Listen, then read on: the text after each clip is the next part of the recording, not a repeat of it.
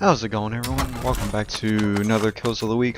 Here we have chapter 39 through 43 and of the Orchard's Bones.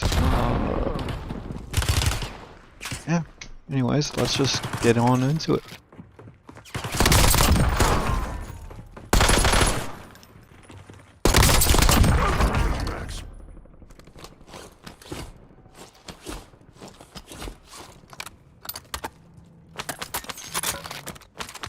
Chapter 39, The Hunter of Silence. The storm had been following them for days. Not the kind born of clouds, but of silence. Wherever Helson rode, sound seemed to thin. The call of crows cut short, the buzz of insects swallowed. Even the wind itself softened to a hush. The horse beneath him snorted nervously at every step, but obeyed. He had not taken off his mask since leaving the citadel, and now at last he saw it. The faint web of prints in the mud where the ridge path narrowed. 8 pairs, heavier with discipline, lighter with youth. And 2 others, mismatched, one quick and darting, the other steady, almost reluctant. Helson dismounted, crouched, and pressed his fingers to the prints. The soil bled memory, beneath his touch. For a moment, he was there. Kale's voice, low but certain. Then walk with us. The image broke. Helson's jaw tightened. Fool, he whispered, not at Kale alone, but at Thessa and the others who dared to walk beside him. He rose, drew his staff, and drove its bone tip into the earth. The ground answered with a thrum. A ripple spread through the roots, traveling fast as lightning. Birds took flight for miles. He did not need to chase.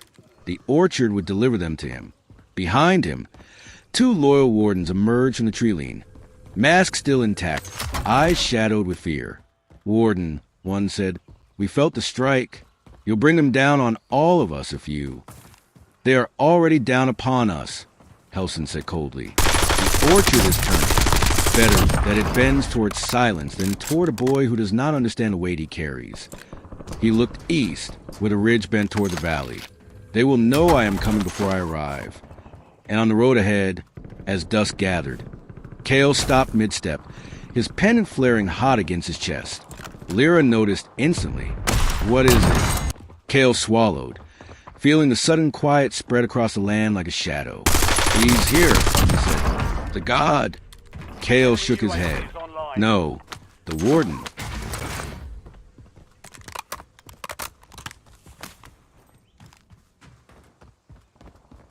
Chapter 40, Silence Breaks. The ridge funneled them toward a narrow throat of stone. The valley dropped sheer to their left, the orchard's green-gold shimmer in the distance below. To their right, jagged cliffs leaned close enough to scrape his shoulder if he weren't careful. It was the perfect place for an ambush, which is why Thessa hissed a warning, just a heartbeat before it happened. The wind died. Not softened, died. The hum of the orchard vanished. The sound of boots on stone muffled, as if the air itself had been gagged. And at the far end of the pass, a figure appeared. Helson, his mask gleamed bone-white in the dim light, and the staff in his hand pulsed faintly with root light drained of all color. The exiles froze, every muscle caught between memory and fear. Lyra swore under her breath. Of course it's him. Kale felt the pendant burn hot against his chest. The sword on his back shivered, as if it recognized an old enemy. Helson's voice carried, calm and heavy. You are walking in a story that does not belong to you, boy. Kale's throat tightened. He forced himself forward a single step. The orchard thinks otherwise. Orchards can be pruned, Helson replied. His gaze shifted to Thessa and the exiles. And weeds burned. Thessa raised her chin. We chose to remember. And in choosing, Helson said, you've forgotten yourselves. Then he lifted his staff, and the ground split. Roots clawed out of the stone, pale and brittle as bone, snapping toward the group like spears. The exiles scattered, blades flashing. Lyra leapt forward, cutting one aside before it could pierce Kale's chest. Kale staggered back, the sword nearly leaping into his hand. The hum of the blade drowned out his heartbeat. Helson advanced slowly, every strike of the staff pulling more silence into the world around him. Even the cries of the exiles' steel seemed swallowed before they could echo. It was like fighting inside a tomb. Then the sword was in Cale's hand. And in that hollow silence, its voice was the only sound left. Not silence, not forgetting. Truth. Cale raised it high, and the ridge split with light. Helson halted. His mask tilted ever so slightly. "You don't even know what you're holding," he said. "Then teach me." Cale spat, and the first clash of silence and memory shook the ridge like thunder.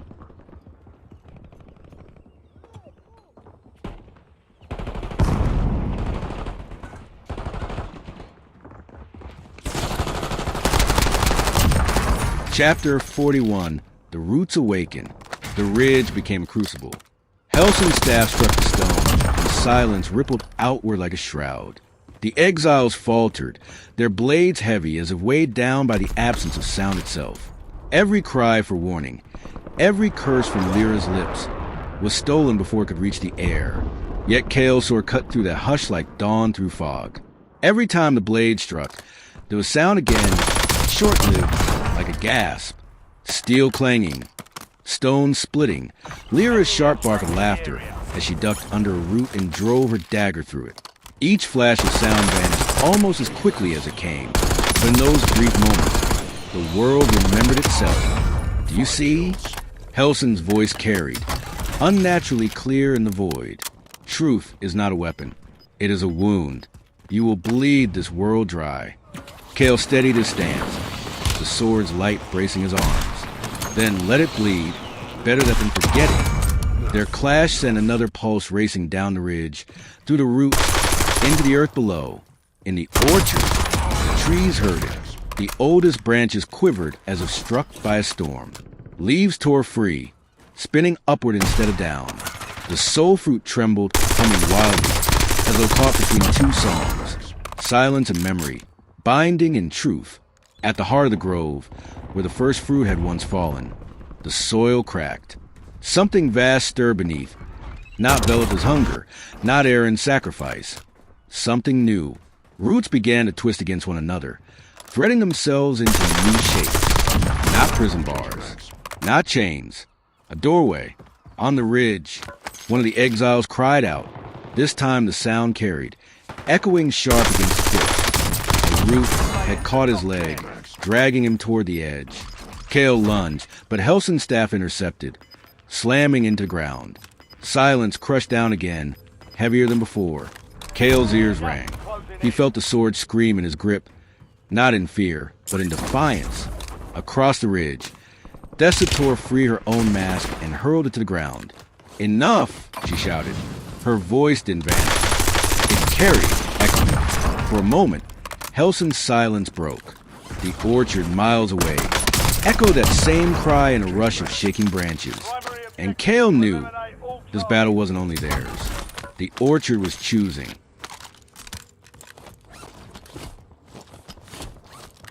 Be sure to like, comment, and subscribe if you like the story so far and or want to see it some sort of different challenges other than the ones I have been doing, whether that's like a no box challenge, most contracts, 5 loadouts. There's a really big 3 I've been doing.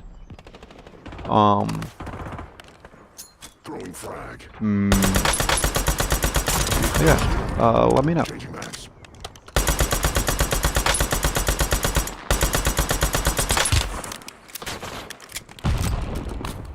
Chapter 42, The Breaking Point. The ridge was fire and silence all at once.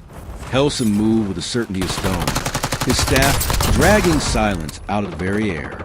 Every strike of it threatened to suffocate the exiles, to smother the fight before it could become a war. Cale met him blow for blow. The sword burned with light that defied the stillness. Every swing carving sound back into existence.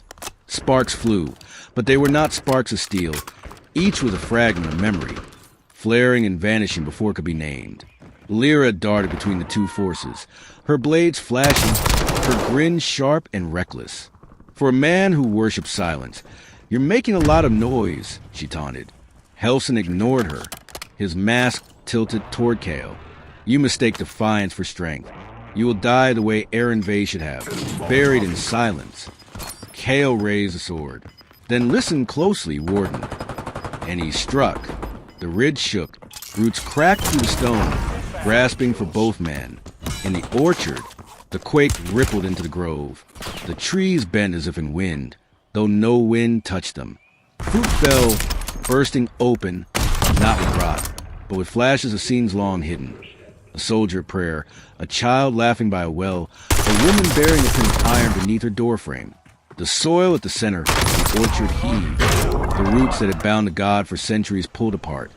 Not by knot, not to release them but to reshape themselves. They wove into an arch of bone-white wood, threaded with veins of green and gold. At its center, space shimmered, like looking into water too deep for life. Doorway, not into Velita's prison, into something beyond. And the orchard whispered through every leaf. Choose. On the ridge, Thessa staggered to Kale's side. Her blade shattered but her stance unbroken. You are not alone, she told him. Helson raised the staff high. And neither is he. For a moment, the silence deepened. It was not just a staff that answered. It was the weight of every silence the Bone Wardens had ever enforced, centuries of forgetting pressing down. Kale's knees buckled. The sword trembled in his hand. Then the pendant at his chest flared white hot. The sword screamed, not in his ears, but in the marrow of his bones. Memories surged back. The orchard hum, the songs in Barrowmere, every name once buried. And Kale stood tall. Not silence, he said. Not anymore. The sword and staff collided, and the ridge cracked open.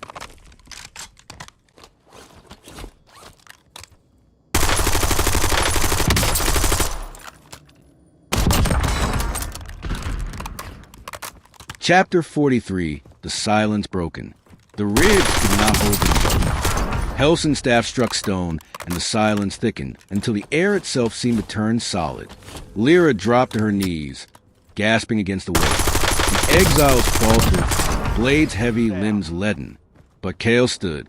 The sword in his grip blazed, not silver, not gold, every color at once. The pendant at his chest seared against his skin. He felt Aaron's sacrifice, the gods' hunger, the centuries of silence. And then he felt something more. The orchard was with him. Its roots hummed through the stone, not in fear but in defiance. Helson snarled beneath his mask. You cannot command truth. You are a boy wielding a wound. Kale lifted the sword. Then I'll bleed if I must.